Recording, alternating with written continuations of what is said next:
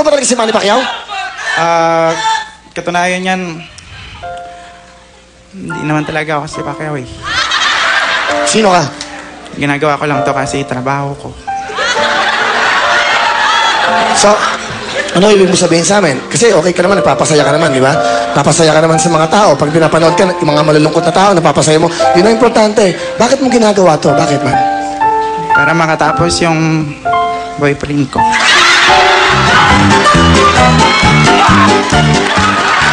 So, may boyfriend ka, Manny Pacquiao? Pacquiao? Boksingero ka, di ba? Hindi naman nga ako si Pacquiao eh. Sino ka ba talaga? Sino ka talaga? Bali, ako si Po. Po? Nagmahal kasi ako. Gusto mo ba sabihin, ano gusto mo sabihin sa lalaki minahal mo? Kausapin mo siya sa camera. Manny. Lumapit ka sa camera. Alam mo, namimiss na kita.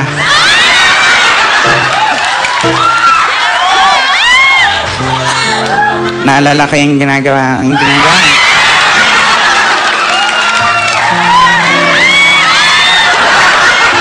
Hindi kasi pinagmamalaki ko siya kasi sobrang sweet sa akin. Katunayan nga, sobrang sweet. Bago kami matulog, nilalagyan niya ako ng plastic bag sa ulo. Pag hindi na ako makahinga, tatanggalin niya. Sabihin niya sa akin, I love you. Siya yung lalaking nagturo sa akin kung paano magtipid sa buhay. Katunayan, pagkakain kami, ang ulam niya, pork chop. Ganun. Sa akin, ketchup.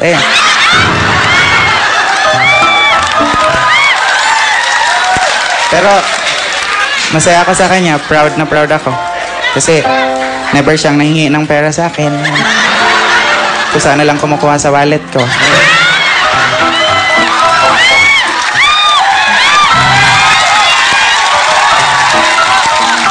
Pero, ayun. Nagkaiwalay na kami kasi itong mga kasama ko, sinisiraan. Malikot daw ang kamay. Kasi, siya lang naman na nakakapunta sa bahay eh. Tapos nawala yung ref ko. Siyempre, hindi ko naman siya pinagbintangan na magnanakaw. Kasi mahal na mahal ko siya. Inisip ko na misplace ko lang.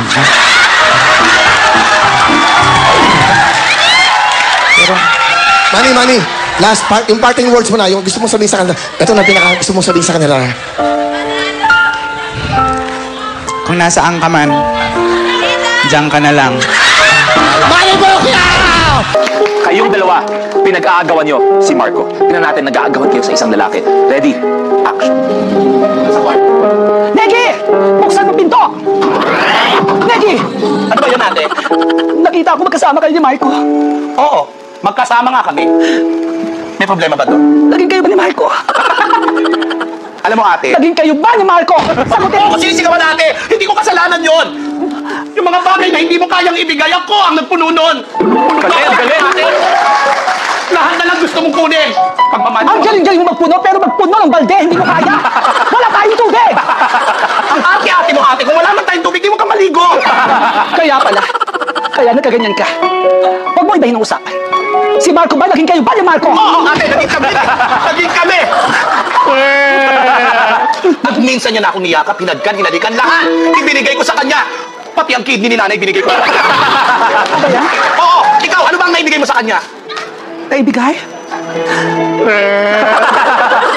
May puso ako kesa sa'yo. Uy, so sinasabi mo mahal mo si Marco pa rin? Mahal ko siya. Hanggang ngayon? Bakit hindi mo siya tawagin? Marco, nandiyan na pala. Nandiyan na pala sa gilid. Sorry, ano pala? Napapakinggan mo ba mga pinagsasabi namin? Naririnig mo ba? So sinasabi mo mahal mo nga si Marco? Oo, mahal ko Ikaw siya. study siya. Okay, sige. Kausapin mo siya ngayon. Basta mahal ko siya. Ikaw mo, ate, kung mahal mo siya, kausapin mo siya. Try mo kausapin. Parlami. Ay, sorry. Hindi po, kasi po, naalala ko po, nandyan po kayo. Paano ko ito umpisa? Baho, Kasi tawag dito, ayan. Pulis po kasi tatay ko. So, bata pa lang ako, alam ko na sa sarili ko na bakla ako. Kaso lang po walang chance para maamin kasi nga pulis tatay ko stricto. Nung 5 taon po ako, yun po ang pinakamasakit na stage sa buhay ko. Yung naghiwalay po yung nanay at tatay ko. At kaming dalawang magkapatid, Kuya Will, we have to choose kung kanino sasama. Dahil dalawa lang kayo magkapatid. Yung bunso kong kapatid na babae, sumama siya sa nanay ko. Bilang isang lalaking bakla, sumama po ako sa tatay ko. Sa sobrang depression po ng tatay ko, nag-awol siya sa trabaho.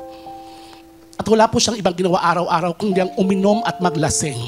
Araw-araw niya po sinasabi sa akin na habang ako ang tatay mo, habang nasa poder kita, ayaw kong bakla ka. Kasi kung bakla ka, lumayas ka. Dahil kung hindi, mapapatay lang kita.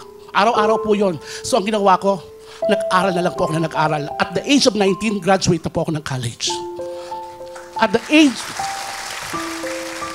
age of 20, nag-asawa po ako ng tunay na babae. Totoo to.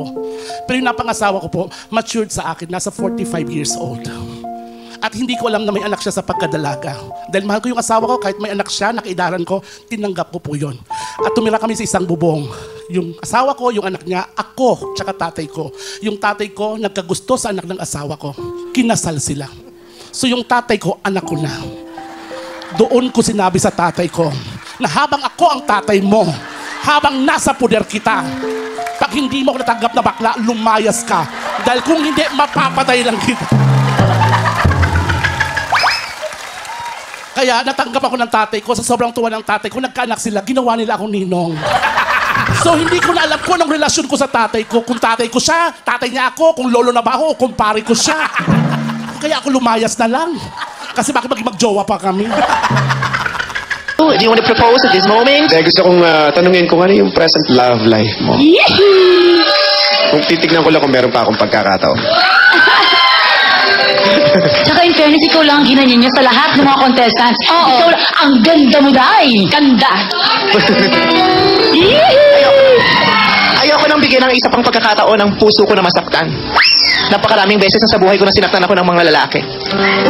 Ang kakapal ng mga lalaki.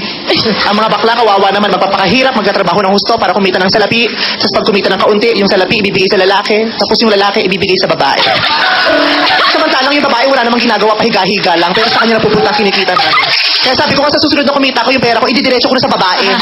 Kasi sa kanya rin naman napupunta eh. Baka may gagawin pa yung lalaki, hindi niya mapupunta. Diretso. Kakapal ng mukha yung mga babae. Kaya wala akong boyfriend ngayon. Pero, ang saya nga nilang lahat. Yung iba nagpakasal, yung iba ikakasal na. Ako kailanman, hindi ko yata mararanasan yan. Kaya sa lahat ng mga narirитong lalaki, baka may gusto. Sa hirap ng buhay ngayon, ako na ang pag-asa ninyo. Wala kayo ibang gagawin, sasama lang kayo sa akin, kasama sa pagtulog. May sweldo pa yan, above minimum. At may SSS pa. Pag nagkasakit, may pa-PhilHealth ako. Basta ako lang ang beneficiary ng pag-ibig fund mo. Wow! Ayun o, ayun. May pinapakita eh. Oo, eh. Pwede na ba sa'yo yun? Ayan, oo. Ayun o, oo. George, ganyan naman ang ganyan na itsura ng mga lalaki. Mukhang mambababae na lang ako. Please welcome Super Tekla. Yes! Hello! Maayong hapon sa mga taga Mindanao, sa akong mga igsuon, sa akong papa, ug sa tanang mga Muslim. Assalamualaikum warahmatullahi wa barakatuh. Sa mga manobong, ang mga katribo ko diha. Mapiatang-tang kahit na wawawin. Kaya na damang lagyan siya manahin. Ano daw? Paano ka napunta ng Metro Manila? Actually, Sir Will, 16 kami magkapatid. Nangarap kaming makarating na Maynila. 16 kayo? Magkakamukha ba kayo? Ako lang po may itsura.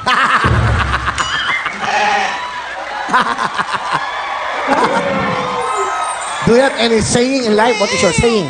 My saying is, behind the clouds, there's a plane.